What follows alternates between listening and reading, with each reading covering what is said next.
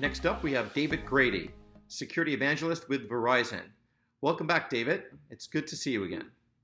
Hi, I'm Dave Grady from Verizon Cybersecurity Solutions team. As you can see, I'm not in the office. I haven't been in the office in quite some time, but I am here virtually at the Cybersecurity Summit, and I appreciate you taking time to listen to this presentation. I wish I could be there in person. I'm sure you do too. If you're in any sort of a risk or security role, you've probably spent the last 5 or 6 months spending a lot of time reminding your coworkers, the end users, about the importance of cybersecurity. We've all heard that the bad guys have gotten especially creative and pretty vicious when it comes to taking advantage of the fear and the uncertainty and the doubt that's out there in the world right now with this COVID outbreak. And we also know that many people who've been used to working in the office with the safety net of all the controls that they have there suddenly find themselves working at home, relying on technology, mobile technology and computers that may not have the same controls that they had in place when they were in the office. So there's a lot of risk right now when it comes to cybersecurity for the end user.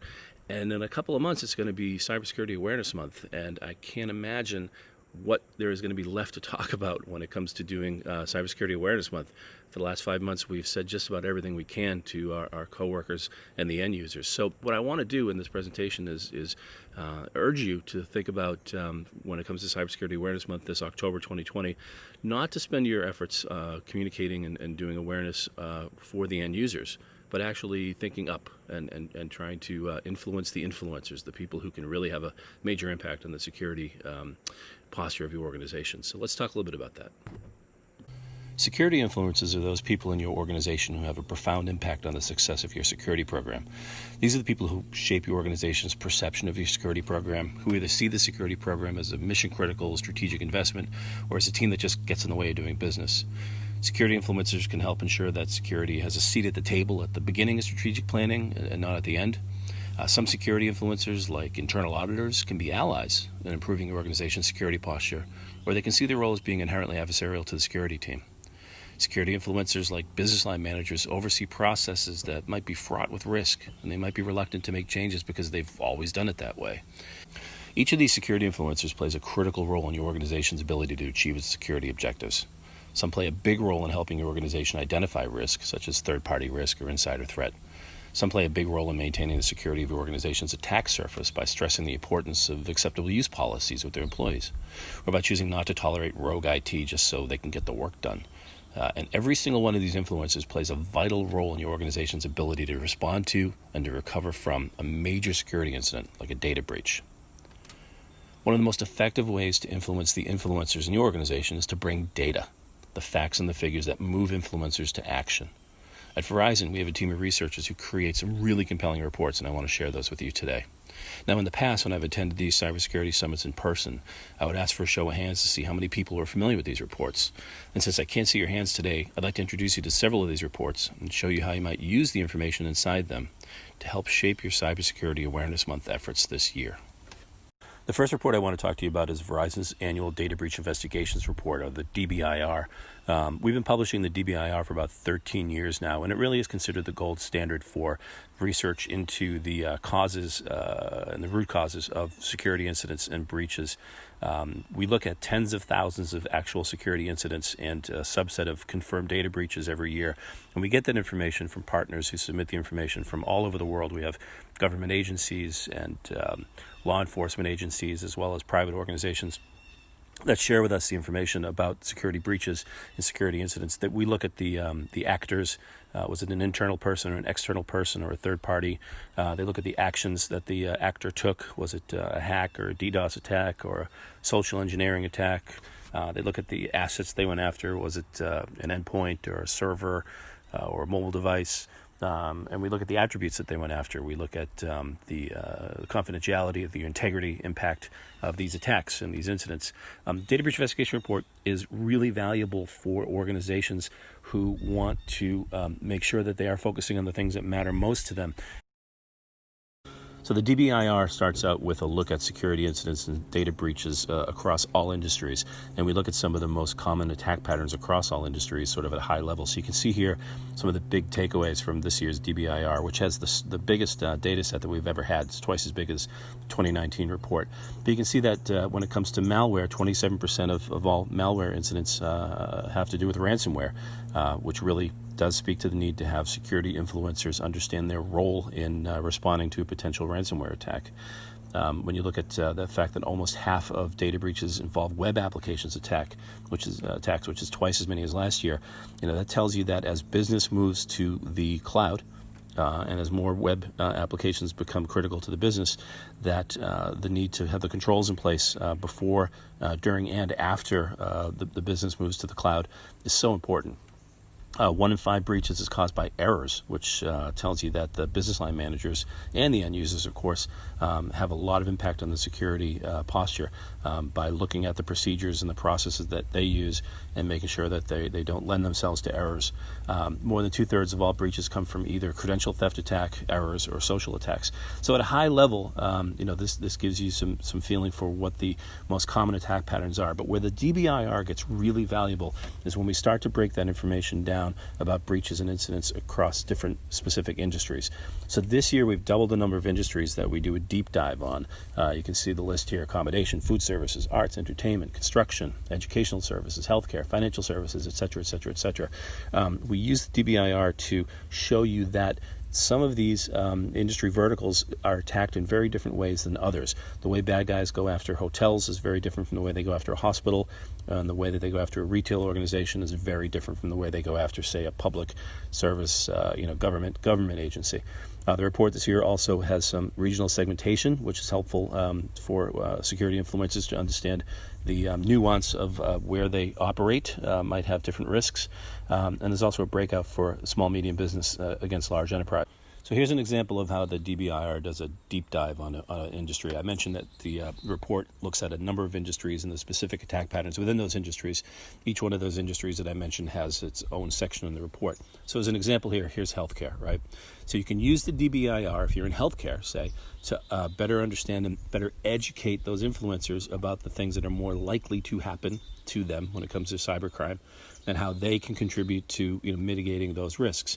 You can see the report shows us that just about half of all the threat actors were external, constantly under siege by people who are trying to break in and steal information. That means that almost half of the threat actors in healthcare are actually internal. They're employees. So that begs the question: are they doing it on purpose because they are trying to monetize, the stolen information for fraud? Or are they suffering under business processes that are so onerous and so time-consuming that they're doing workarounds that create security problems? Is the business using sort of antiquated processes like fax machines that can be misdirected, that could lead to a breach? Do employees not understand the real ramifications of a HIPAA violation? Do they have fat fingers and they're sending information out to the wrong recipients that has personal health information in it? So you can use this kind of data to talk to your security program influencers and help them understand where they can play a role in addressing these specific issues. And that, for me, is one of the most powerful things about the DBIR. Now, here's another report that you might find very helpful as you're doing your Cybersecurity Awareness Month training and awareness efforts for not just the end users, but again, for the security influencers. The Mobile Security Index we published at Verizon just earlier this year, and the research was done really before the COVID outbreak, and unfortunately the timing is really good because when the report came out, COVID was just hitting. And it gives a lot of insight into the risks that come with having a mobile workforce the size that we all do now. It talks about how mobile devices have really become central to running most businesses, and yet the risks aren't fully understood by everybody involved. And not just the end users, but the business line managers and the executives who rely on those devices to help fuel the business. This was a survey of a lot of organizations around their attitudes, I guess, toward security when it comes to mobile devices. And 43% of them that we surveyed actually said that they sacrifice security sometimes when it comes to mobile devices. And they give reasons why. Expediency and convenience are particularly the big reasons. And that's very telling because if this is a survey and people are volunteering that, usually people don't confess to sacrificing security. So we think the number might even be higher there.